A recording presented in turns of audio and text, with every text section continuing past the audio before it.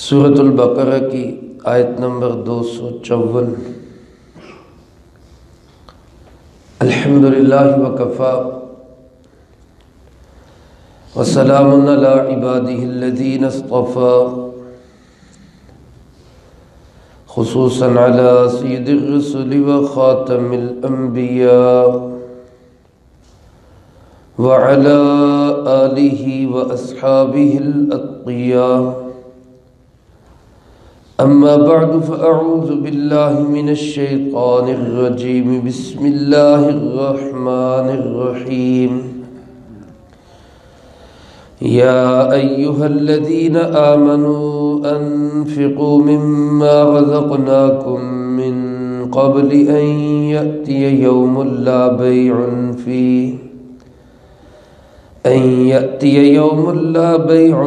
فیہ ولا خلة ولا شفاعة والکافرون هم الظالمون۔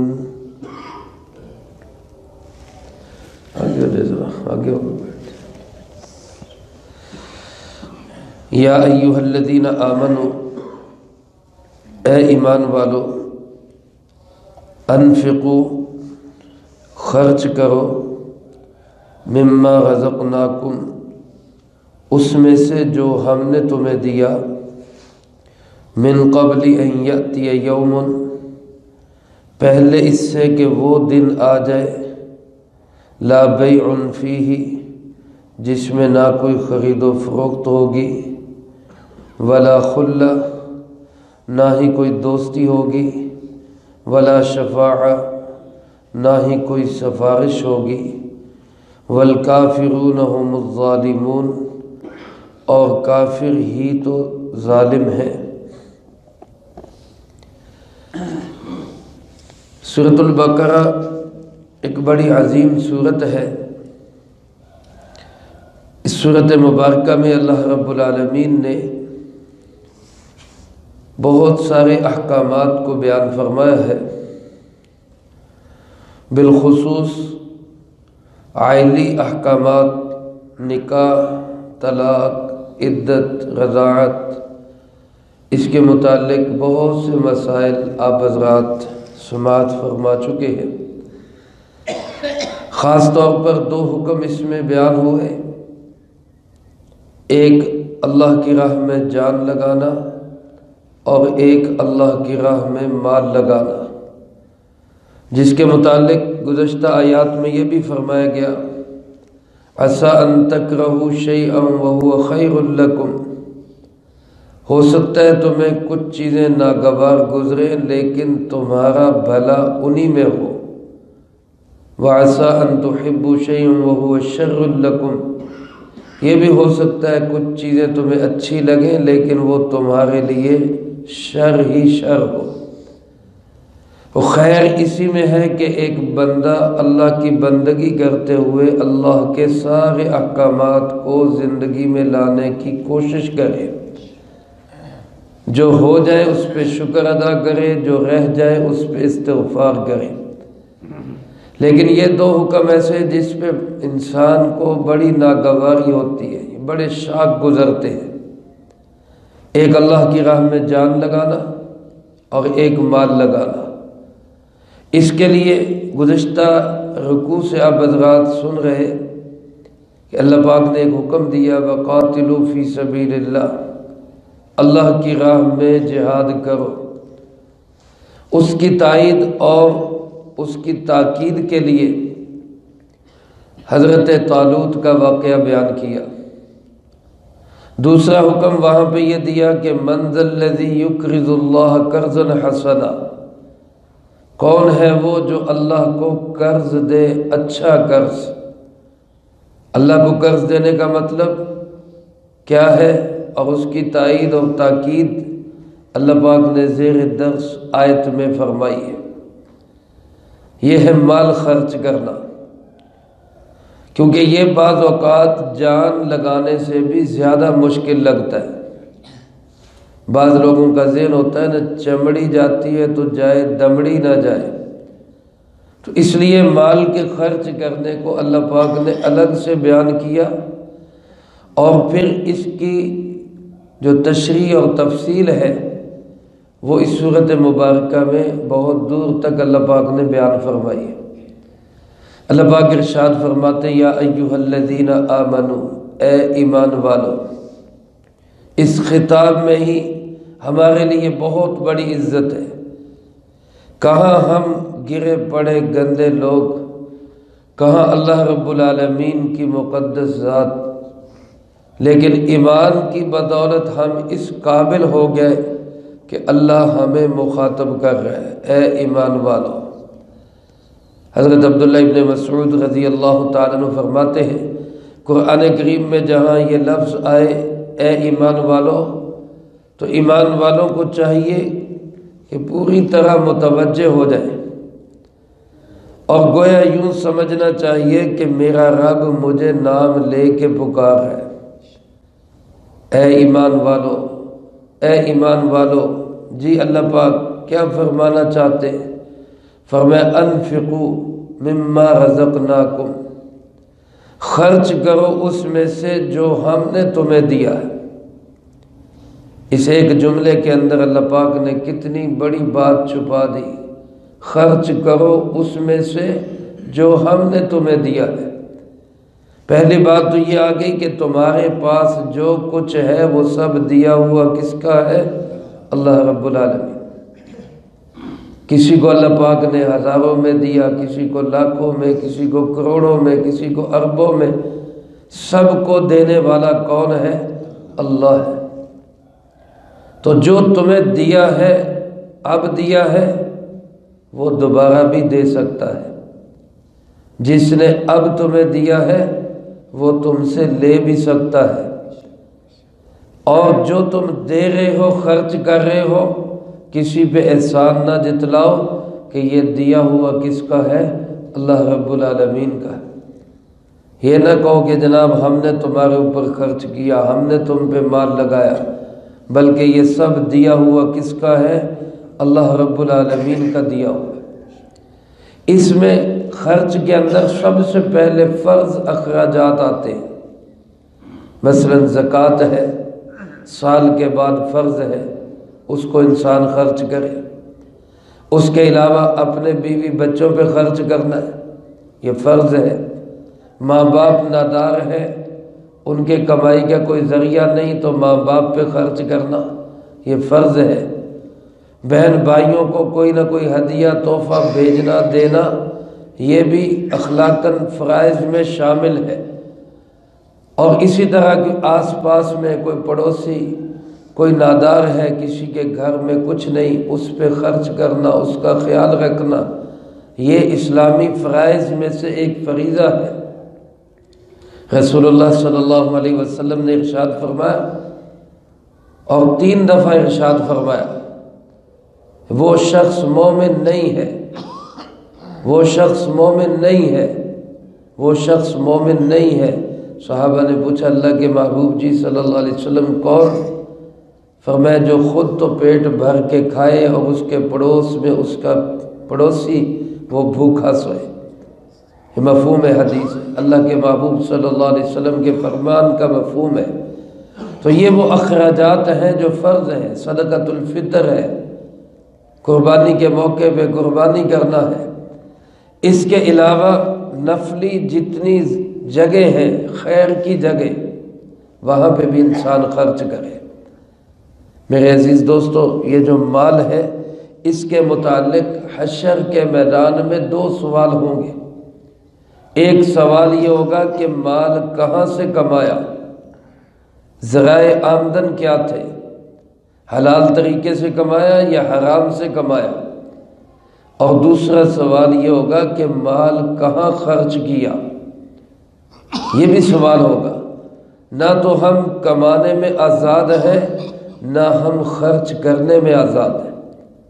تو خیر کے کاموں پہ خرچ کیا ہوگا تو اللہ کے ہاں سے بدلہ ملے گا، شر کے کاموں میں، برائی کے کاموں میں، رسومات میں، رواجات میں، اور اسی طرح نام و نمود اور شہرت اور دکھلاوے اور واہ واہ کے لیے خرچ کیا ہوگا تو الٹا پکڑ کا سبب بن جائے گا، پوچھو گی کہاں خرچ کیا تھا۔ اس لیے اس کو خیر کے کاموں پہ خوب خرچ کرو، یتیموں کا، مسکینوں کا، بیواؤں کا، بے آسرا بے سہارا لوگوں کا، مساجد مدارس کا، ان سب کا خیال رکھو۔ دیا ہوا کس کا ہے؟ اللہ رب العالمین کا ہے۔ یہ نہ سوچا کرو کہ دے دیا تو پھر پتہ نہیں ملے گا کہ نہیں ملے گا۔ جس نے پہلے دیا ہے وہ دوبارہ بھی دے سکتا ہے۔ ایک حدیث پاک میں رسول اللہ صلی اللہ علیہ وسلم نے ارشاد فرمایا ای داء ادوأ من البخل، کنجوسی سے بڑی بیماری اور کون سی ہو سکتی ہے؟ کنجوسی سے بڑی بیماری اور کون سی ہو سکتی ہے؟ اور ایک حدیث پاک میں آپ صلی اللہ علیہ وسلم کے فرمان کا مفہوم یوں ہے السخی قریب من اللہ وقریب من الجنہ وقریب من الناس وبعید من النار، او کما قال علیہ الصلاۃ والسلام۔ فرمایا سخی آدمی اللہ کے بھی قریب ہوتا ہے، لوگوں کے بھی قریب ہوتا ہے، جنت کے بھی قریب ہوتا ہے، اور جہنم سے دور ہوتا ہے۔ دوسری طرف فرمایا والبخیل بعید من اللہ وبعید من الناس وبعید من الجنہ وقریب من النار۔ بخیل اور کنجوس آدمی وہ اللہ سے بھی دور ہوتا ہے، لوگوں سے بھی دور ہوتا ہے، جنت سے بھی دور ہوتا ہے، اور جہنم کے قریب ہوتا ہے۔ اس لیے خیر کے کاموں میں خوب خرچ کرنا چاہیے۔ فرمایا قبل ان یأتی یوم، اس دن کے آنے سے پہلے پہلے خرچ کر لو، اس دن کے آنے سے پہلے پہلے خرچ کر لو جس دن نہ خرید و فروخت ہوگی، نہ کوئی دوستی کام آئے گی، نہ کوئی سفارش کام آئے گی۔ اس دن سے مراد کون سا دن ہے؟ یہ قیامت کا دن ہے کہ قیامت کے دن میں اگر ایک انسان کو اول تو مال وہاں پہ ہوگا ہی نہیں، لیکن اگر کسی انسان کو پوری روئے زمین کے برابر بھر کے سونا دے دیا جائے اور پھر اتنا ہی اور مل جائے، اور وہ انسان یہ چاہے کہ یہ سارا سونا میں دے کر ایک نیکی لے لو، تو اس کو ایک نیکی وہاں کہیں نہیں ملے گی۔ اتنا مال خرچ کر کے بھی ایک نیکی بھی نہیں ملے گی، نجات ہونا تو دور کی بات ہے۔ تو اس لیے فرمایا کہ اس دن کے آنے سے پہلے پہلے آج خرچ کرو، آج مال لگاؤ، آج تمہارے ہاتھ کا دیا ہوا اللہ کے ہاں بڑا ہی قابل قدر ہے، اور اللہ بہت ہی قدردان ہے۔ فرمایا اتقوا النار ولو بشق تمرہ، اپنے آپ کو آگ سے بچاؤ، چاہے کھجور کا ایک ٹکڑا ہی خرچ کر کے بچاؤ۔ 10 20 50 100 جتنا خرچ ہو سکے روز انسان کو خرچ کرنا چاہیے۔ یہ صدقہ کرنا، خرچ کرنا، یہ بھی روحانی غذا ہے۔ جس طرح ہمارے جسم کو روزانہ غذا کی ضرورت ہے، آپ نے کوئی انسان ایسا نہیں دیکھا ہوگا جو کہے کہ جی میں سال بھر کی روٹیاں اکٹھی کھا لوں ایک ہی دن میں اور پھر سارا سال چھٹی۔ ہو سکتا ہے ایسا؟ کوئی بندہ کہے میں سال بھر کا پانی ایک ہی دفعہ پی لوں پھر میرا سال بھر کی چھٹی میری؟ روز کھانے کی ضرورت، روز پانی کی ضرورت، ایک ٹائم نہیں 2 ٹائم کم سے کم۔ جس طرح ہمارے جسم کو روزانہ غذا کی ضرورت ہے، ہماری روح کو بھی روزانہ غذا کی ضرورت ہے۔ روح کی غذا کیا ہے؟ نماز ہے، تلاوت ہے، درود پاک ہے، اللہ کا ذکر ہے، صدقہ خیرات ہے، یہ روحانی غذائیں ہیں۔ چاہے تھوڑا ہی ہو، روز صدقہ کرے بندہ۔ تو اللہ پاک فرماتے ہیں اس دن کے آنے سے پہلے پہلے، جس دن کوئی خرید و فروخت نہیں ہوگی، کوئی بازار نہیں لگے گا، کہیں نیکیاں نہیں ملیں گی، اور دوسرا فرمایا ولا خلہ، وہاں کوئی دوستی بھی کام نہیں آئے گی۔ خلہ خلیل سے ہے، اور خلیل کہتے ہیں جگری یار کو، دنیا میں جان دینے والا دوست، وہ بھی وہاں کام نہیں آئے گا۔ جو رشتہ دار ہوں گے انسان کے، اپنے بچے، بیوی، ماں باپ، بہن بھائی، عزیز و اقارب، اللہ پاک فرماتے سب بھاگ جائیں گے۔ یفر المرء من اخیہ، انسان کا بھائی اس سے بھاگے گا، بیوی بھاگے گی، بچے بھاگیں گے، اور مجرم آدمی چاہے گا یود المجرم لو یفتدی من عذاب یومئذ ببنیہ وصاحبتہ واخیہ وفصیلتہ التی تؤویہ ومن فی الارض جمیعا ثم ینجیہ کلا۔ اللہ پاک فرماتے مجرم چاہے گا میرے بچے لے لو، بیوی لے لو، میرا خاندان لے لو، میرے سارے عزیز و اقارب لے لو، مجھے چھوڑ دو۔ اللہ فرماتے ہیں ہرگز نجات نہیں ملے گی، ہرگز نجات نہیں ملے گی۔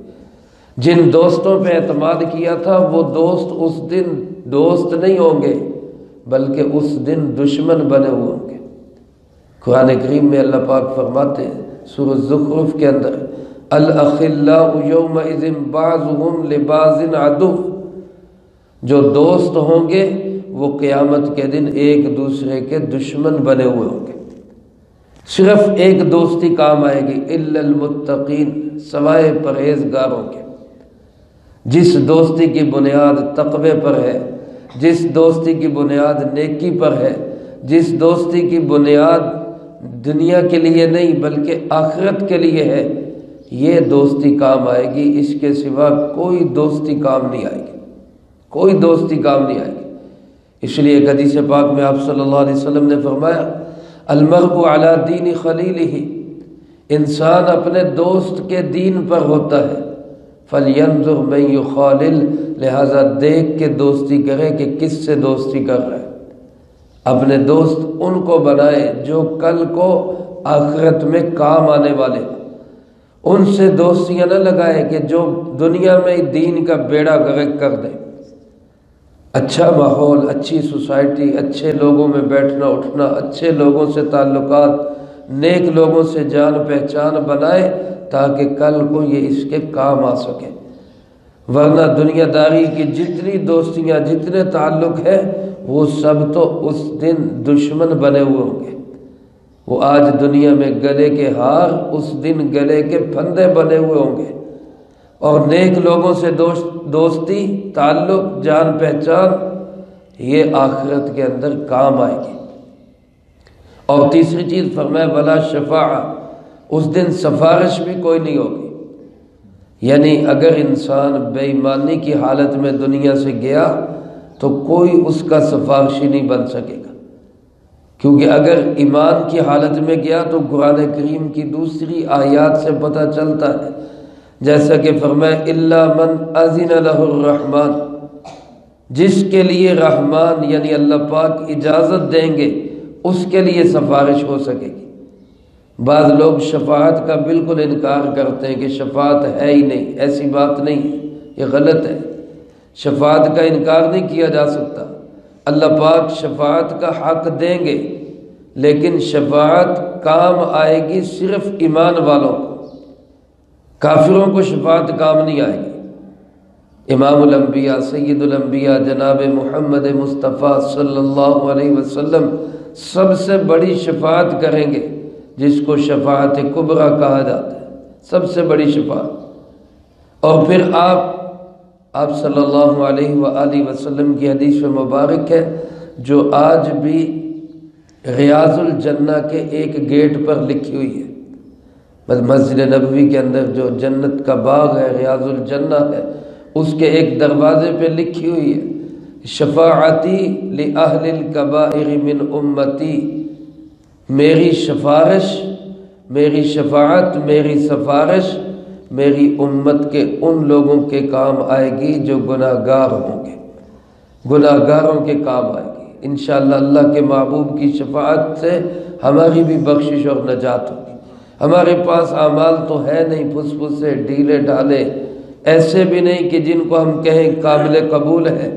اللہ کی رحمت کا آسرا ہے، جناب محمد کریم صلی اللہ علیہ وسلم کی شفاعت کا آسرا ہے۔ انشاءاللہ اس سے بیڑا پار ہوگا۔ لیکن جو لوگ دنیا سے بے ایمانی کی حالت میں گئے، ان کے لیے تو کسی کی سفارش کام نہیں آئے گی۔ جو ایمان کی حالت میں جائے گا، اللہ کے نبی، نیک لوگ، علماء، شہداء، حفاظ، حجاج، اللہ ان کو شفاعت کا حق دیں گے۔ حضرت مولانا استاد محترم حضرت مولانا سرفراز خان صاحب صفدر رحمۃ اللہ علیہ نے فرمایا، یہ اپنی تفسیر میں یہ بات لکھی ہے کہ ایک آدمی کے لیے جہنم کا فیصلہ ہوگا، اس کے دوست اللہ رب العالمین سے سفارش کریں گے کہ یا اللہ دنیا میں یہ ہمارے ساتھ رہا اور ہمارے قریب رہا، ہمارے ساتھ محبت رکھتا تھا، آج یہ جہنم میں جا رہے، اللہ اس کو ہمارے ساتھ جنت میں بھیج۔ اللہ پاک فرمائیں گے اس کے اعمال اس قابل نہیں ہے کہ یہ جنت میں جائے، ابھی اس کو سزا بھگتنی ہوگی، اس کو جہنم میں ڈالا جائے گا، لیکن یہ دوست برابر پرزور اپیل کرتے رہیں گے۔ تو اللہ پاک ان سے فرمائیں گے جاؤ تم خود چلے جاؤ، تمہارے لیے جہنم جنت بن جائے گی، تم جہنم میں جا کے اس کا ہاتھ پکڑ کے اس کو جنت میں لے جاؤ۔ تو ایسے لوگ ہوں گے جن کو اللہ پاک سفارش کا، شفاعت کا حق دیں گے۔ اللہ مجھے آپ کو بھی ایسی سفارشوں سے اللہ ہمیں ہماری نجات کا فیصلہ فرما دے، اپنی رحمت سے ہماری نجات کا فیصلہ کر دے۔ لیکن جو شخص مال کی محبت میں اتنا اندھا ہو جائے، اتنا اندھا ہو جائے کہ ایمان سے ہی خارج ہو جائے، تو پھر اس کے لیے نہ کوئی سفارش، نہ کوئی دوستی، نہ کوئی خرید و فروخت، کچھ بھی کام نہیں آئے گا۔ اس لیے آگے فرمائے یہ بات کافروں کے لیے ہے کہ جو کسی کے کام کچھ نہیں آئے گا، دوست سفارش کچھ کام نہیں آئے گا، یہ کافروں کے لیے ہے۔ اس لیے فرمایا والکافرون هم الظالمون، اصل ظالم تو کافر ہی ہے، اصل میں ظالم تو کافر ہی ہے۔ آج کل ظالم کی جگہ لفظ بولا جاتا ہے دہشت گرد، تو گویا یوں کہہ لیں کہ اصل میں دہشت گرد تو کافر ہی ہے، لہذا ان کے کچھ بھی کام نہیں آئے گا۔ تو ایمان والوں کو حکم یہ ہے کہ تم ایسے نہ بنو، بلکہ اللہ کی راہ پہ خوب خرچ کرنے والے بنو۔ اللہ مجھے آپ کو سب کو اس کی توفیق نصیب فرمائے، جو کہا سنا اس کو زندگی میں لا کے دوسروں تک پہنچانے کی توفیق عطا فرمائے۔ اللہم انت السلام ومنک السلام، تبارکت ربنا وتعالیت یا ذا الجلال والاکرام۔ اللہم اعنا علی ذکرک وشکرک وحسن عبادتک، اللہم احسن عاقبتنا فی الامور کلہا واجرنا من خزی الدنیا وعذاب الآخرہ۔ اللہم باقیتا کباقیت الولید، اللہم استر عوراتنا وآمن روعاتنا، اللہم انا نجعلک فی نحورہم ونعوذ بک من شرورہم، اللہم اکفنا بحلالک عن حرامک واغننا بفضلک عمن سواک، اللہم اکفنا کل مہم من حیث شئت ومن